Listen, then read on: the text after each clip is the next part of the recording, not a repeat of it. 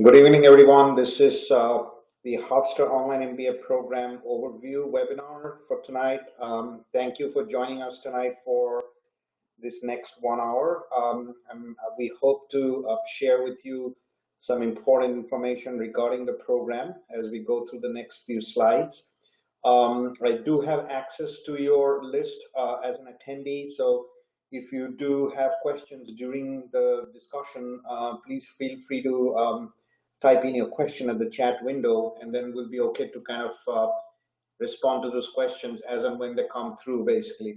My name is Dr. Kaushik Sengupta. I'm the Associate Dean of Graduate Education at the Zarb School of Business, and I'm also the Director of the Online MBA program. So I'm hoping that I'll be able to give you a good overview about this program in the next few minutes or so.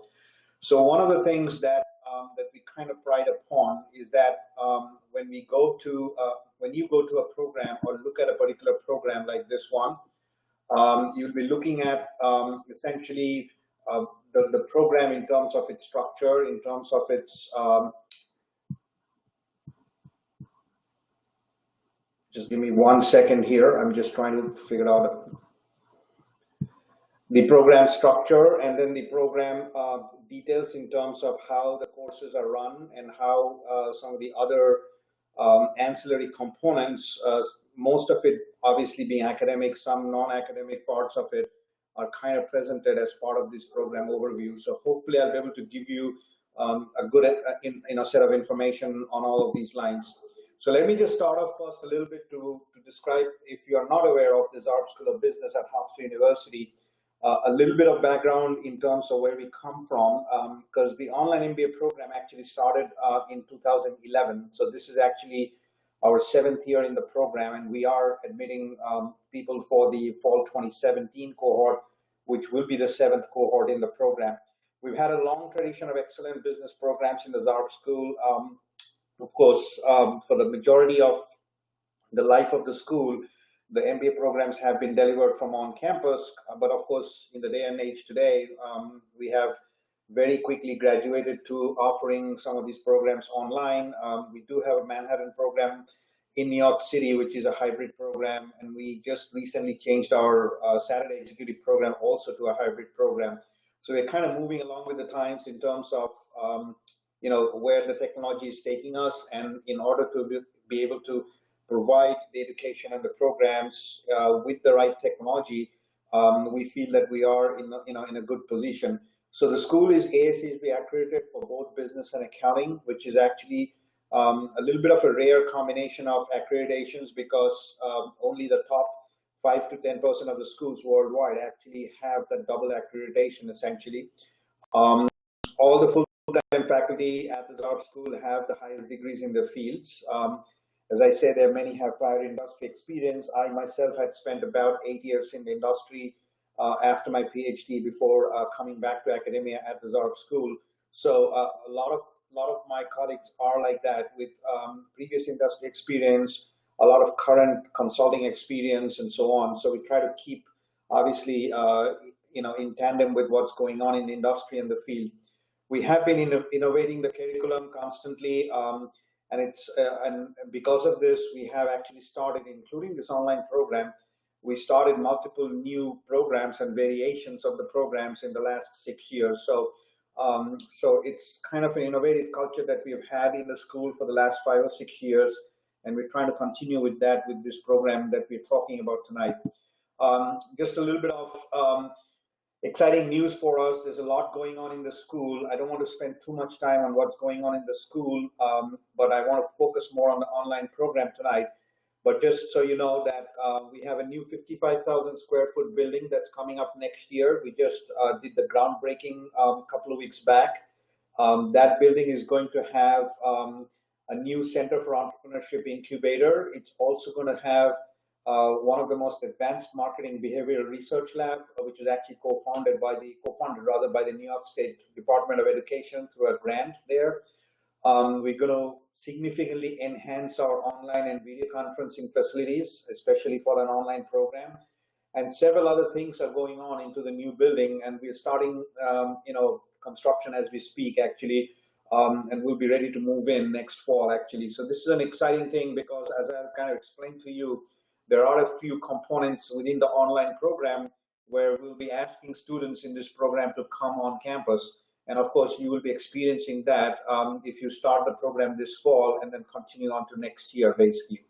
So, so that's a little bit of the Zarb school. Let me talk a little bit more specific about the online MBA. You should be obviously looking at the rankings because the rankings are, in a way, the only validator, if you will, for an external kind of a validation for any program. What we really have is a situation where there are so many online MBA programs now that it's very difficult to compare as to which one's good for you and which one's the more suitable one for you, because most of these programs have a certain way of doing things, and some of it is kind of common and overlaps, but a lot of it is not common. So you really have to see what fits you well in terms of the suitability of the program. And this is actually both the Princeton Review and the US News rankings are actually, as I said, it's an external validation of what we have in the program in terms of what we have been doing for the last 6 or 7 years and how the external body actually looks at the program. So as part of both surveys, there is an internal survey that is basically a fact-gathering kind of a set of questions that these institutions, both Princeton Review and US News and World Report, asks from us. There's also a corresponding survey that goes out to current and former students, and then there's a peer survey that goes out to other schools which have similar online programs. And so this is kind of a 360-degree kind of a review or view of the program in terms of where it ranks with respect to other peer programs. So as you can see, we're quite excited and proud about these rankings. This is actually the highest ranked online program in the New York area. It's also the only program that is in the area which appear in both the rankings, basically. So Princeton Review, as we say here, the number 15 rank is actually the same rank that we've had for 2 years in a row. And they actually surveyed only about 90 ACSB accredited business programs in that particular survey for the 2 years that they've done this. The US News is slightly broader because they go across the country in terms of basically asking business schools who has online MBA programs, and if they say yes, they are part of the survey. And as you can see, in this last version in 2017, they ranked 239 programs, out of which basically they said, well, 1 through 239 is essentially the ranking, basically.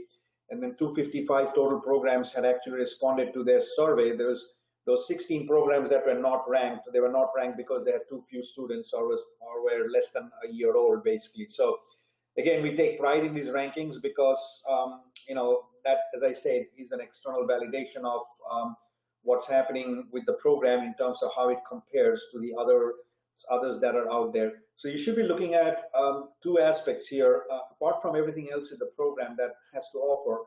From an external perspective, you have to look at the accreditation. And I have to tell you that if you do the MBA from anywhere other than an ASCSB accredited business school, then it's not going to carry the same value as it would otherwise, basically. That you probably know, because the ASCSB is the gold standard of business school accreditations.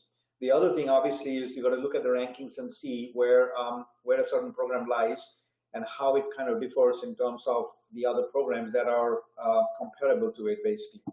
So just a little bit of overview about our program. Let me go into the details a little bit here, and then I'll get into some of the details in terms of the various components and so on, and how the courses are run and so on, basically. So this is a 20-month program in the cohort plan, and I'll just explain what I mean by that. So the cohort plan basically means that we only admit in the fall. So that's why I said that we are currently admitting folks for the fall 2017 cohort.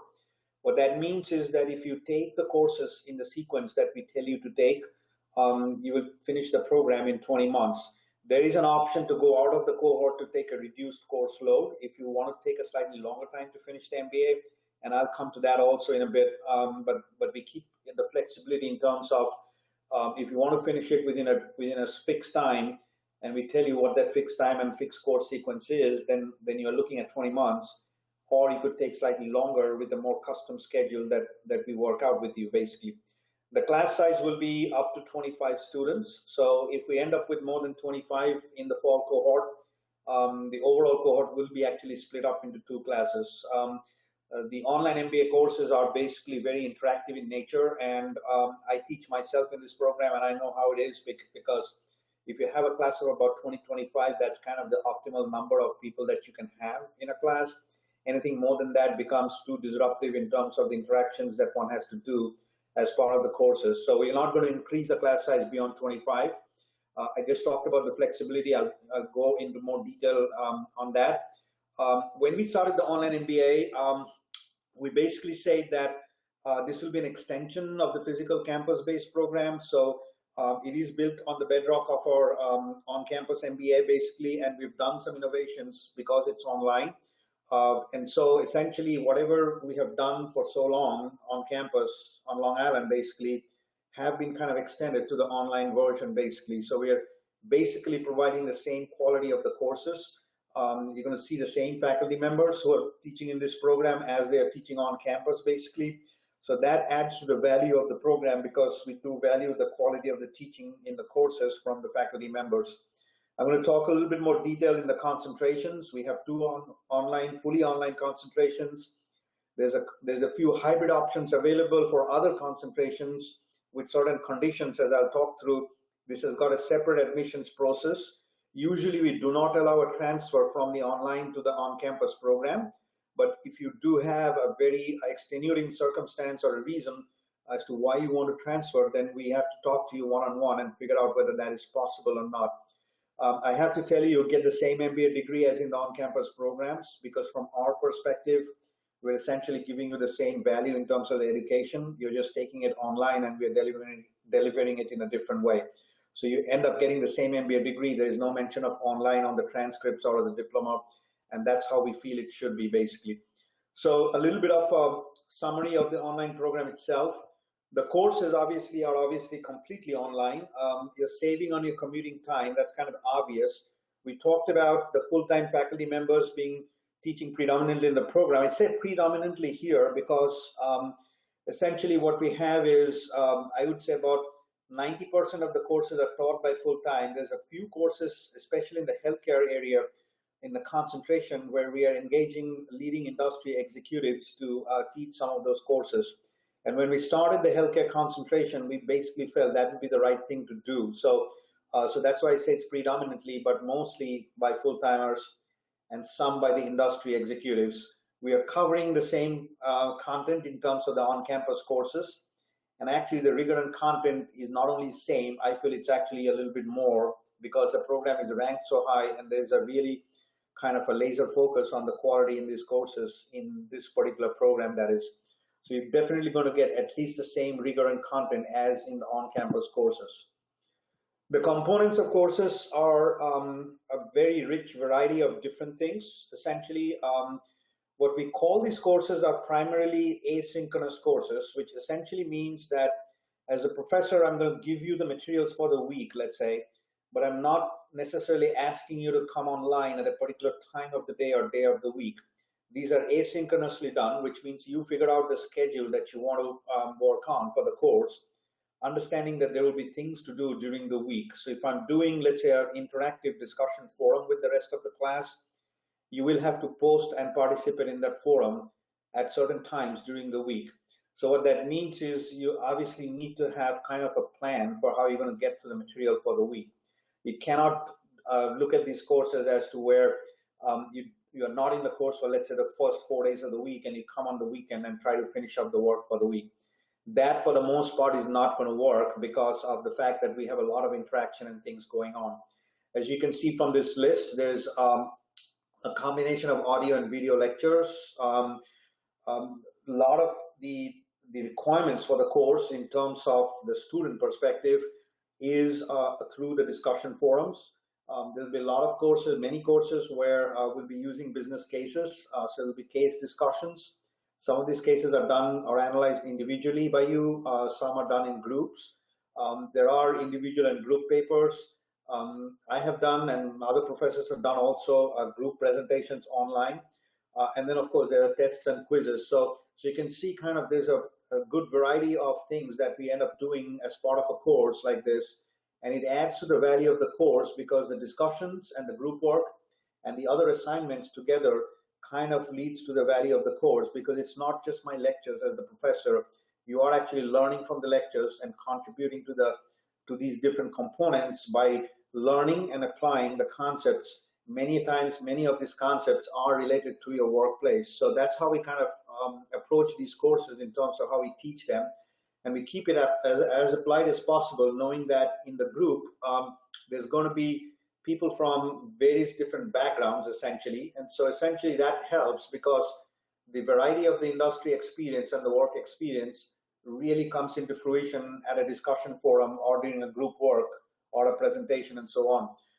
So there's, you're going to see a lot of richness in these courses, and based on experience and feedback from previous groups, I will tell you that, for the most part, they have been very, very happy with the program, essentially. So I would say also that there's some courses where we end up doing a few collaborative sessions, that this part of it will become a little bit more standardized as we go forward, basically. And the collaborative sessions usually is like the webinar we're doing now. It's just going to be like meeting the entire class meeting together on a webinar like this for about an hour in the week during the evening. And the good part of this is that you're really not locked into attending that webinar necessarily, because if you cannot attend for whatever reason, we always record these webinars and then make it available for you to view them later. So we try to make this as flexible as possible in terms of allowing yourself to go through the courses properly and fluently without too many hiccups, that is. The reality of this program in terms of the student body has been that everybody so far in the program who have graduated and currently going through it are full-time working professionals with families, many of them with small kids and so on. So basically, this also means that you have to be looking at it from a flexibility perspective as to when you can do the courses. So, and we are very, very aware of that fact that everybody is working. You have hectic schedules otherwise. Now you're putting this course load on top of everything else that's going on. So we try to ease it out in terms of the workload so that it's manageable. And I would say that I sent you an email, all of you who are attending earlier today.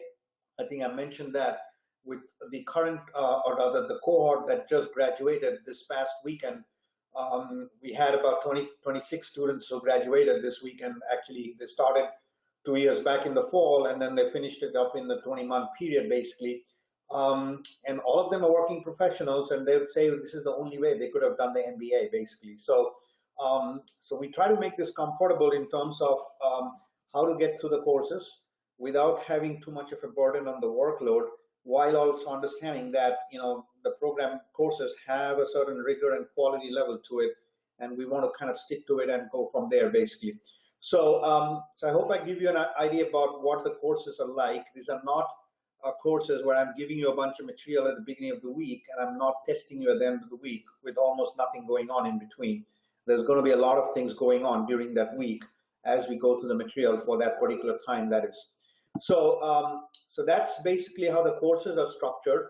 Let me tell you how the cohort program is structured, basically. So in the cohort program, remember we said this is 20 months. If you start with the fall cohort this year, you're looking at a 20-month cycle, basically, by the time you finish the program. And so within this structure, we have 4 courses each semester. But at any point of time, you're going to do 2 courses for 7 weeks each. So we split up the 15-week semester into 2 halves of 7 weeks, and we have a 1-week break in the middle, basically. So you get 4 courses in the fall, 4 in the spring. We have a summer session which goes for another 7 weeks during the first half of the summer session. And then we have this global practicum that I'll expand on a little bit during the second half of the summer. And then you come back the second year to do a similar fall semester and then the ending spring semester. So that's our cohort plan, basically. And for the most part, doing 2 courses at a time over 7 weeks each kind of works out well for this program in terms of the online courses. So our experience on this regarding the length and the duration of the courses and the number of courses basically boils down to the fact that you could do 2 courses at a time with with everything else that's again going on, as we just discussed. You could do the 2 courses properly. More than that would be too much to handle, and 7 weeks is okay on an average for these courses. And the reason again is that we don't want it to be less than 7 weeks because that becomes too short. We don't want it to be too longer than 7 weeks because the online course actually needs kind of a hectic pace as it goes through the period of the 7 weeks. So if you do it for about 12 or 15 weeks, that is too long for an online course, basically. So this is kind of the optimal model that we have kind of converged to at this point, and that's how we are following. As you can see here, there are 2 mandatory residencies on campus. The first one is going to be the orientation residency. That's a 3-day event, August 25th to 27th. That happens to be a Friday, Saturday, and a Sunday, the last weekend in August. We try to minimize, again, the disruption to your work schedule, so we try to do it over the weekend. We have a similar capstone residency at the end of the program for a couple of days. As I was mentioning, the cohort that just graduated last weekend, they were on campus on Thursday, Friday, and Saturday last week. And then we had the graduation ceremonies on Sunday, basically. So that's how the capstone residency is kind of scheduled. We do have 1-day on-campus sessions. These are optional at the start of each semester. So our semesters usually start on a Monday, or for the fall semester, it starts right after Labor Day. What we try to do is we try to schedule a 1-day session on campus, and we keep it optional because understanding that this is an online program and not everybody is going to be from the immediate geographic area, we don't want people to travel unnecessarily for too many times, basically. So we keep it optional. If you cannot attend, you can always join us online on a video conferencing session and participate that way. One of the key things that we do there is to have you meet the faculty members who are teaching these online courses. So that's why it's important that you at least participate online if you cannot come face to face to these sessions. We have a global practicum that is actually the immersion trip that is intertwined with the curriculum, and I'm going to talk about that in a little bit more detail shortly as to what that entails. So just talking about the residencies, the orientation residency specifically over 3 days in August, it is a valuable component to starting the program on the right setting, basically. And it's really to your benefit as an incoming student in the program to be participating in that residency, basically. So you get introduced to the program, you get to know what the success factors are, basically. You know how we get to know the pedagogical approach for these online courses. The first 4 courses, remember, it's in the cohort schedule. You're going to meet the faculty members teaching those first 4 courses in a 60-minute session for each of the courses. So that becomes kind of the first session for the course on a face-to-face setting, and then you go back out online to do the course, basically. We do have a dedicated graduate career services group for the Zarb school. They'll be coming to meet with you and do some information sharing with you in terms of career services if anybody is looking for that kind of a service. We participate in some workshops, and we do a lot of interaction with our industry executives, with alums. I invite the alums of this program particularly back on that Saturday. You're going to meet the current group that's continuing from the first year to the second year during this period also, so that you get to hear from them directly as to what their experience has been like. And of course, understand the overall systems and policies that we adopt in order to make this program a success for you. The biggest advantage of this, the residency that is that you get to network with your cohort. Again, this will be the 7th cohort we're going to be working with for this fall.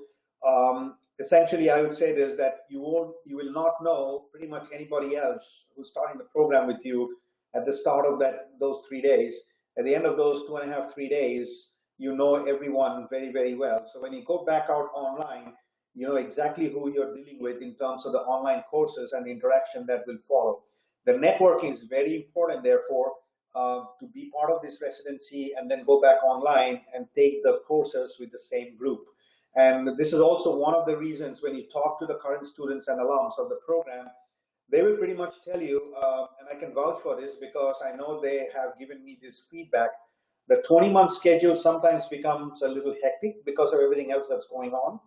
But the advantage is that a lot of people want to do it within the 20 months because they're doing it with the cohort that they started the program with. It's very important for them that they know the class, the rest of the class, who they're doing the course with, basically. So that's one of the key reasons, by the way, because of which most of the folks are finishing the program within that 20-month time frame, that is. So therefore, as I was saying before, it is to your benefit that you participate in this residency, and we kind of make it mandatory because of that, because we feel you will kind of not be in the same level as the others in the cohort if you happen to miss out. We, of course, make some exceptions based on certain situations, but if you can, please attend those 3 days, essentially. So that's a little bit about the orientation residency. Let me talk a little bit about the global practicum. This is a 10-day, I say it's 10 days here. We usually extend it, we started extending this by a couple of days since last year, and we're doing the same thing this summer. So it's more like an 11 to 12 day affair, basically. It's an international trip. We usually take the group to either 1 or 2 countries, and we're doing the cultural immersion and business visits there. All right, so there's a certain reason why we're doing it, basically. Let me talk about the logistics first. The costs for this particular practicum is included in the program. So all of the arrangements related to travel, meals, accommodation, ground transportation, etc. are all covered by us. We do all the arrangements. You just need to bring yourself to the trip, essentially. All right, so we do a lot of those back-end work in terms of arrangements in the host country with the travel partners and so on. And right now, because we are actually working on the trip for this summer that's going to happen in July, we are in the midst of the planning for that one. So essentially, as a student in the program, you just have to make yourself available for that period, essentially. And here's some examples of what has happened in the past. So you can see the first charter group of this program back in 2012. We went to China, Hong Kong, Guangzhou, Shenzhen, and Beijing. Essentially 4 cities, but basically Hong Kong, Guangzhou, and Shenzhen were within like a couple of hours of drive from each other. And then, of course, we flew to Beijing from Hong Kong to add that city on there. And you can see we met some major companies there, Walmart, IBM, Lenovo, Morgan Stanley, and so on. And of course, the usual, the cultural immersion spots in those areas, basically. The following year, the group visited Kyoto, Osaka, Tokyo, and Yokohama in the reverse, because we kind of went to Kyoto and Osaka first, and then came to Tokyo and Yokohama, basically. And again, a bunch of companies in there. This was also the first year when we had healthcare management students in the program. So you can see we visited a couple of hospitals and 1 pharmaceutical company in Japan, basically. And again, the usual cultural visits. What happens here is that what we have done with the program and the global practicum is that there is an international business course that is in the curriculum that's actually taught by Professor Dr. Yang Jiang. Basically, he's a professor of marketing and international business. And as part of the requirements for that course, from his side, he has to be part of this trip. So the last 6 years, when we have run this trip, actually the last 5 years, because we're doing the 6th one this summer, he has been a participant, a faculty participant on the trip. And this is, as you can see, some of his comments in terms of why he feels it's important to be part of this global practicum. And the way we approach this, obviously, being that business is so global today, and the strategy for a particular business has to look at the global aspects, we really cannot teach those aspects in an academic setting. What we really need is this practical kind of a component so that we can experience it firsthand. This, by the way, becomes a very, very valuable experience for the students.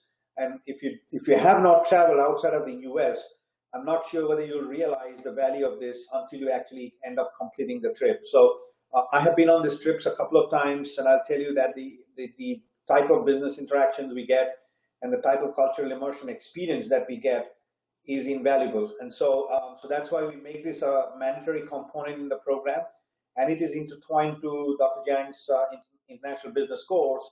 So he will do some parts in the course which will be tied to what you would see on the trip, essentially. So that's how we kind of structured it.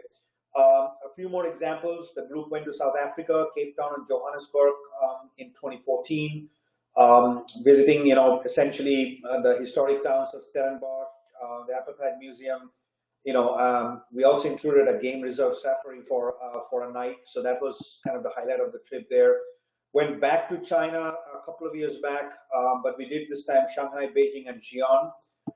Last year, the group was in Japan and Korea. So this was actually the first year where we did 2 different countries, and we actually experimented it out last year because the cross-cultural aspects from going first to Korea and then to Japan and looking at, or kind of looking at the cultural differences between the 2 countries was an added dimension on this particular trip, basically. As you can see, we visited important companies, Samsung head offices.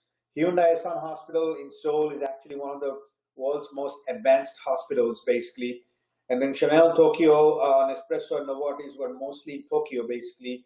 Those were great visits too. So, again, a very rich experience in terms of the destination that we end up going. This year, the trip that is coming up, we'll be doing Dubai. I should have added actually Abu Dhabi is the 3rd city there, and New Delhi. So we're doing, again, a 2-country kind of an experience with the Middle East and India, for instance. And we're trying to do something different this year, which is going to be a business experiential simulation where the students will be actually working on strategy projects for a company that we're visiting. And this is happening for a company in Dubai, basically. And they happen to be a government company looking at the utilities industry, basically. So they'll present some problems before the trip. The students will actually work on those problems in groups. There'll be some pre-work, obviously, prior to the trip. And on the business visit, they'll be doing some presentations and feedback session. So it'll be an extended visit for probably about 3 or 4 hours for that particular day. And this is something, again, we're trying it for the first time. So you get to directly work with a company that's based in a different country. And not only that, but you also get to kind of do some consulting experience and advisement that is for that company, essentially in a completely different setting. So we hope this experience will be really worthwhile in terms of what you get out of this. So again, before I leave this, I just wanted to point out that the destination that we decide on a particular year is decided kind of democratically. We usually give the student group 2 or 3 options, and then we do a pretty simple straight voting, and then figure out what the majority opinion is to go where, and then we go from there. Basically, we try not to repeat a destination the following year because it becomes that much more difficult to get a repeat set of business visits if you end up going to the same destination in 2 succeeding years. That is so. So you can see we've kind of rotated the destinations from one year to the next. Let me tell you a little bit about the concentrations. So, if you're looking at this, and this is again a little bit going back to the history of the program when we started this. So when we were researching what's the typical type of student who would be in an online program like this, and it came to be that the analysis came out that the typical person in this program is someone who is in their mid-career, who has anywhere from 8 to 15 to 20 years of experience, let's say, and necessarily not looking at a functional MBA like a marketing or a finance or an accounting MBA, but they're looking at it more like a strategic business management MBA, which would give them kind of the overall MBA general degree, let's say, because in most cases they're trying to move on further in their career, basically, and progress higher up into the organization. And as you all know very well, that as you go higher up in the organization, you become more like a generalist and less of a specialist. That is so. So that's where we came in with this business management concentration, and the way we have this structured. So this is actually we just revised the MBA, so it's going to be a 45 credit hour program, which is essentially 16 courses, and out of which about 12 courses will be what we'll call is the core curriculum courses. So you take that irrespective of the concentration. The 4 additional courses will be in the business management area. So those are the 5 courses we have currently, and you get a choice to kind of take 4 out of those 5 courses. As you can see, there's a strategy course in finance and accounting. We have a great course in sustainability and innovation. We're actually changing this information resources course for next year and making that more like a cybersecurity and risk management course. So that's going to be exciting because that's more what's going on, as we know, in the IT industry today. And there's a strategic marketing course. The 5 together makes up the concentration, but you're okay just to take 4 out of the 5, basically. So that's one of the concentrations that we have. Then we have the healthcare concentration, which is essentially basically what we have there is a similar set of courses in healthcare. Again, looking at the healthcare industry and the issues within that, there's a lot going on, as we know, in terms of information systems, human resources, the legal part of it and the ethical part of it, and of course the financial control part of it. So there's some courses in there. And these are some of the courses that are taught by some of our industry executive partners, basically. We started this program, the healthcare concentration, that is, in 2013, and the courses were first offered in that year. So the courses were developed from scratch, essentially. So they are very new in terms of their relevancy and so on. And we feel we're developing, or delivering rather, a good set of courses which are current to the field in this particular area. So those are the two concentrations that will be available to you online. Now, again, the next one here, the hybrid option, will likely only work if you are close physically, that is geographically, to the Hempstead, Long Island campus. So, and the reason why it is that is because we have another 8 to 10 different concentrations that we offer as part of our on-campus MBA. So there's an MBA concentration in marketing, in finance, in management, in information systems, and so on, and business analytics. And I can send you the list if you're interested in that, but it's also available on the Zarb website. But basically what we end up doing therefore in there is that if you take one of these concentrations, so now you have 4 courses that you have to worry about, but one of those courses can be included as part of your business management or healthcare management concentration. So that could be done online. So you're really looking at 3 additional courses there. And sometimes we offer courses of independent study also, depending on convenience and requirement. So you're looking at maybe 2, at most 3 courses that you have to probably take on campus at some point if you do this option. Our on-campus MBA program courses are offered essentially in the evenings. So, and they are also built for the part-time MBA student who are working full-time otherwise. So basically we can kind of look at this and say, well, you know, if you're looking for this option, then talk to me, and then we can figure out a schedule for you, basically. Again, this option is available to you as a hybrid option because some of those courses will have to be taken on campus. We really don't have bandwidth to offer all electives online. So that's the reason why we've kind of presented it this way, essentially. Let me tell you a little bit about the admissions requirements. As I said at the very beginning, this is a separate admission process, application process that is. You do have to fill out an online application form, and at the end of this presentation, there's a website which you have, if you have not visited yet, will lead you to the program website. And under there, you will see the online application link there to start an application. We usually need the GMAT or the GRE, but it gets waived with experience.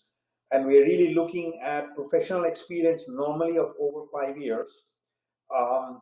We have to look at your resume in those cases, and we could waive it basically based on the type of experience you've had. So we need some kind of a progressive experience, which means that you need to be kind of progressing through your career over the last 5-6 years, if that's all you have, through a middle management level at a professional position and so on. We don't count internships as part of that experience. Normally that is.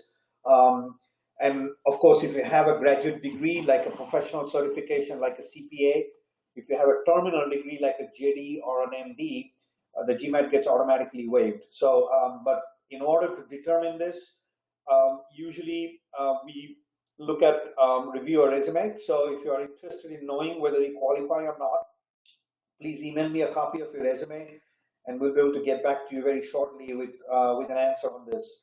So that's one part of this. We need your resume as part of the application. We need a personal statement from you as to why the MBA is what you want to do, where does it fit into your career goals and so on. It's a pretty general statement, but it's kind of open-ended in terms of a couple of those questions and where do you want to, you know, take your career to, and how's the MBA going to help you from that aspect. We need 2 professional letters of recommendation. All the transcripts from your previous academic experience are required. I say official transcripts here, but you can actually submit the unofficial scanned copies of transcript copies that you may have on you as part of the application. So if you upload the transcripts, unofficial copies, we will be able to review them and make a decision on your application based on those transcripts. Eventually, you will need to send us your official transcripts directly from your previous institution. If you are, I'm not sure if anybody is an international student, but if you are, then we'll need the TOEFL or IELTS scores. And once everything is complete, what I usually do is I do a phone conversation with each applicant. It's a very informal conversation, usually for 10-15 minutes or so, just to discuss certain aspects of your application, just to get a feeling of where you are with respect to the program, what are you thinking about it, and of course give you an opportunity to ask any questions rather that you may have at that point. So that's your application process, and once we get all the the components in, and we get this conversation done at some point after the packet is complete, the admission decisions comes within a couple of days or so. So it's a pretty straightforward process from that perspective. We try to streamline it to the extent possible, but the sooner you get everything completed, the better it is going to be for, I see there's probably a couple of questions on the chat box. I'm just going to get to them in a minute. So that's pretty much the admission process. The cost for this program, the cohort program cost, as you can see, for this coming year is $76,600. This is actually a locked-in price for the 2 years, the 20-month program, basically. And it's an overall package cost. Basically, the tuition, the global practicum, and the domestic residencies are covered, basically. There are some limited scholarships available that we provide after you have accepted in your admission offer and after you're enrolled in the program for the fall. So we usually do that slightly later on in the summer before you come here for the orientation residency. There is an initial deposit upon acceptance. We usually ask for a 2-week response from you after you get the admission offer. The deposit of $1,000 gets adjusted against the tuition for the fall. And obviously the reason why we do that is because as you know, that this is a limited enrollment cap in terms of the program capacity.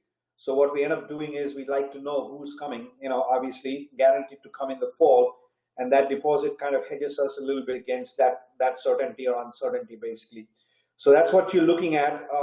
Although the program cost is what I mentioned here, that's spread over 20 months. The actual bill that comes in a particular semester is allocated based on the number of credits that's going on in that particular semester, that is. So if you have any questions on this, please email me.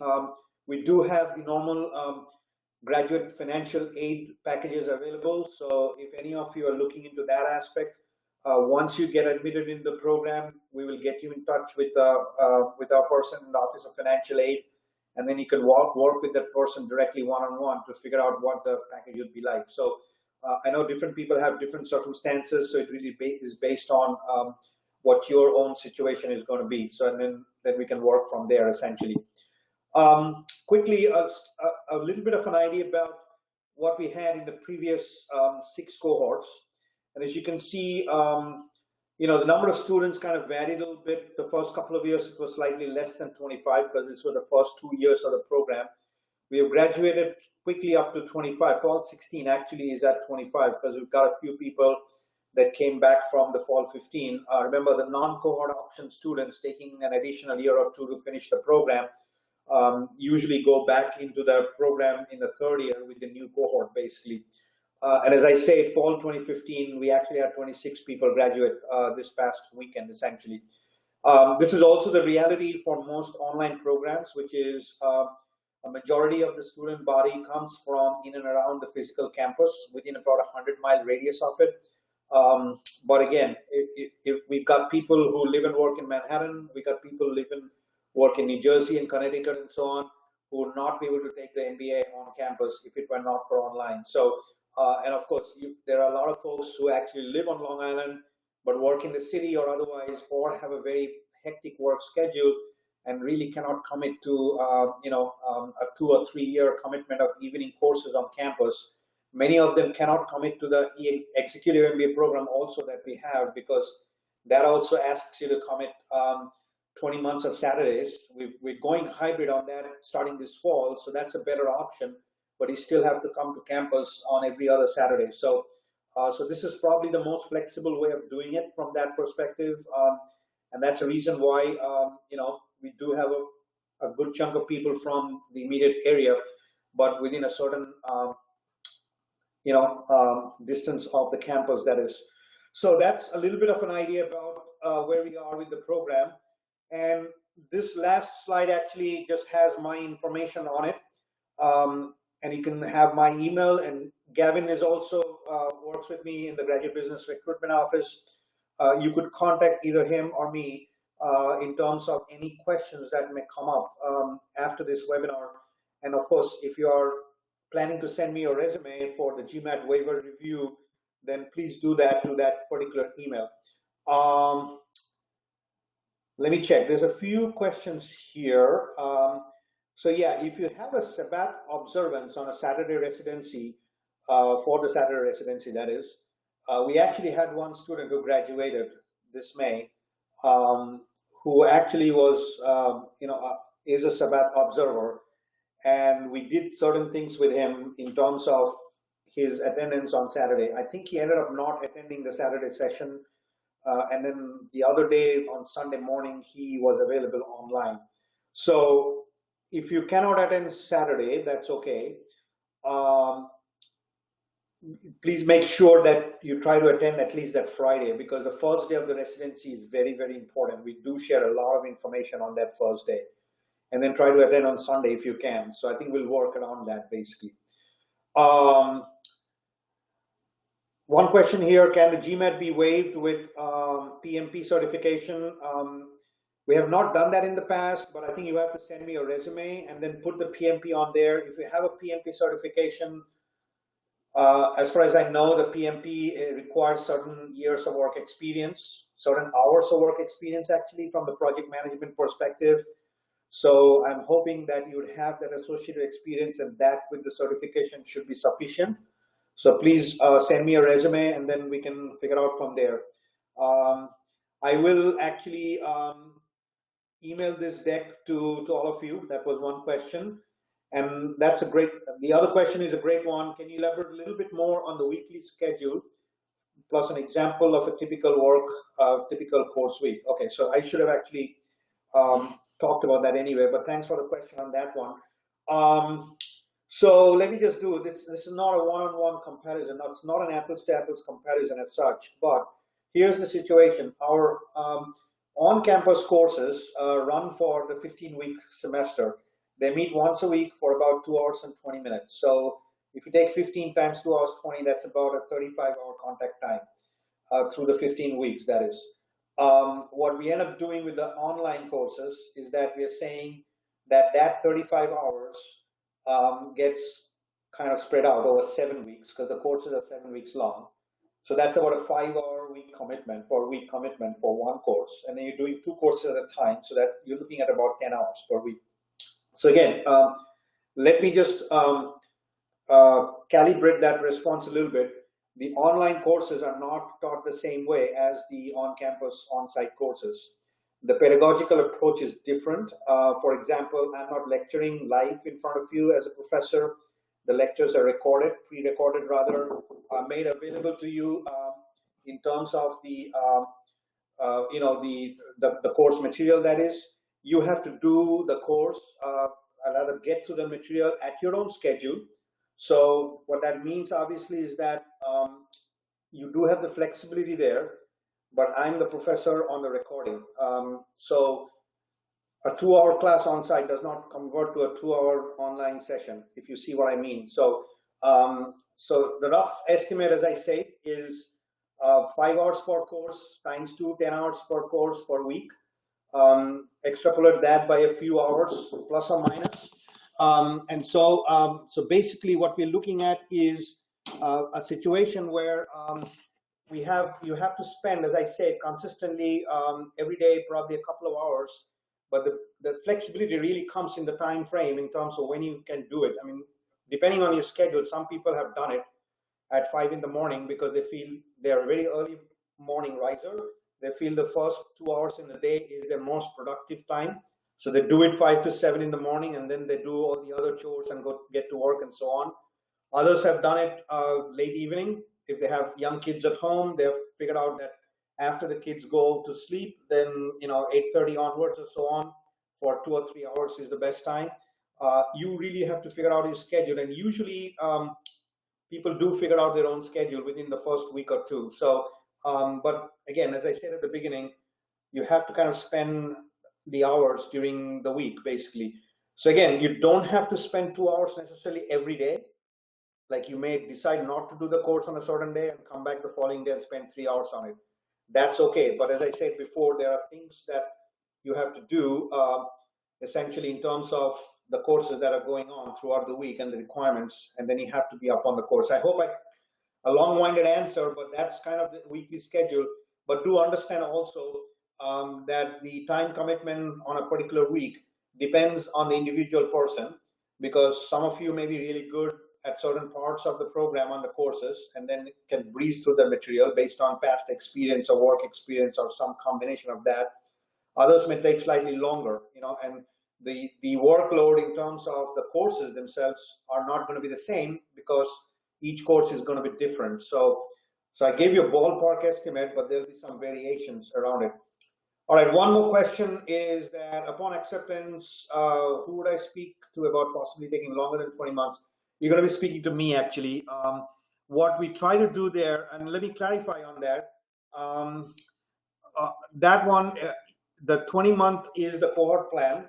And of course, you can take longer than 20 months. I'll tell you also, for the folks who have taken longer than 20 months, they have taken the one additional year to complete the program. So they have basically finished the program in 3 years. Although technically we allow you up to 5 years to complete the MBA, and no one has taken up to 5 years to complete the MBA. Our average graduation timeline for the part-time MBA on campus is about 3 to 3.5 years. So that's kind of the norm here. But you'll be talking to me to figure that out in terms of the custom schedule. We do ask you to take the first 4 courses for the first fall semester with the cohort. There are 2 reasons for it. One is we want you to experience the cohort experience, basically, to what it takes to work with a known group of people and figure out for yourself whether that is the best way to move forward or not. You really cannot experience that without having taken the first few courses. The second big important reason is that we do it because the first 4 courses, some of them are prereqs to other courses that follow in the sequence. So if you don't get those courses out of the way, then the sequence coming up in the following semesters becomes a little bit of a problem. But usually the first 2 courses are okay. The accounting and legal course are the first 2 courses you will see. Then you see my course, which is an operations supply chain course. There's a marketing course, which happens in the second half of the fall semester. And so once you get through that, then you can talk to me and figure out whether you want to go lower in terms of the course load, and then we'll work with you. So you'll be contacting me for any of those type of questions. One more question here. What is the deadline for the application? We actually have rolling admissions. As I say, the cohort is maxed out at 25. If we get more than 25, which it looks like it will for this fall, we may have a second cohort, but we definitely want to close out a few days before the residency. But I would also have to tell you, we're almost getting to the end of the time, but before we get there, let me also mention to you that the average, let me go back actually to one slide here, just to go back to the cohort structure here for a minute. As you can see, the range of experience level in the previous cohorts have been anywhere from 3 years, which is the minimum we need for the online MBA, to up to 30 years. So it's a pretty wide range there, obviously. The average experience we get is about 12 to 14 years. Now, what that means is most of the students in the program come into the program, and the last time they were in an academic program were quite a while back. So they need to kind of get back into the thing of taking a formal course in a formal program and so on. So what we have done, therefore, is to give you a couple of self-paced online modules, which will actually start middle to end of June this summer, and it will go on for about 6 to 8 weeks. Our hope is that if you start end of June and then you work through it through July and August, by the time you come here for the residency, you'll be done with them. There's one module on spreadsheets, on Excel analysis, and there's a second one on statistics. And these are non-graded modules, basically. So these are kind of easy modules in a way. And we feel that it's a great way to kind of, get into the thinking about mentally about what is it to be in the program. as you take these modules and then before you get to the actual courses in the fall. So the answer to your deadline for application is, if you're seriously thinking about the program for this fall, then you should apply as soon as you can, because then the sooner you are in the program, the sooner you can start those modules. If you apply late and don't get into the program until August, you will still be required to finish up those modules, by the way, although they're self-paced, before you start the program, so you'll have that much lesser time. So I would advise apply as soon as you can if you're thinking about it. One quick question, can we see a list of required coursework for a particular concentration before applying? Actually, I did provide you the list on one of the slides, but please email me and I will send you the list of courses, which I can actually do the entire list of attendees for tonight. And then you will get that answer basically. I'll probably point you to a link online, which is available, and then you can kind of browse through the courses. It's actually also, if you go to, let me go to the website reference that we have on the last slide. So if you go on hofstra.edu/online MBA, and you'll see there is a link there for academics, and under that there is a list of the courses that would be required, not just for the concentration, but for the entire program. So the core curriculum and the particular concentration courses are all available to you. So, so I hope this session has been useful to you, and I'm expecting to hear from some of you, hopefully with a resume, if you are looking at the GMAT waiver, that is. And of course, if you have any follow-up questions that was not answered, or maybe on your mind later on, please drop me a line on the email, because email is the best way to reach me in terms of answering any questions that you may have, and then we'll go from there. And I hope to get some materials from you. I'm not sure how many of you will end up applying, but I'm hoping that I'm going to see some of you online through the applications and emails and so on going forward, that is. So thanks for attending for this last 1 hour, and I hope this information was useful. And we'll be following up with you with a couple of other details, with information regarding the website and some application related details, probably by tomorrow or so. Thanks a lot and have a great evening.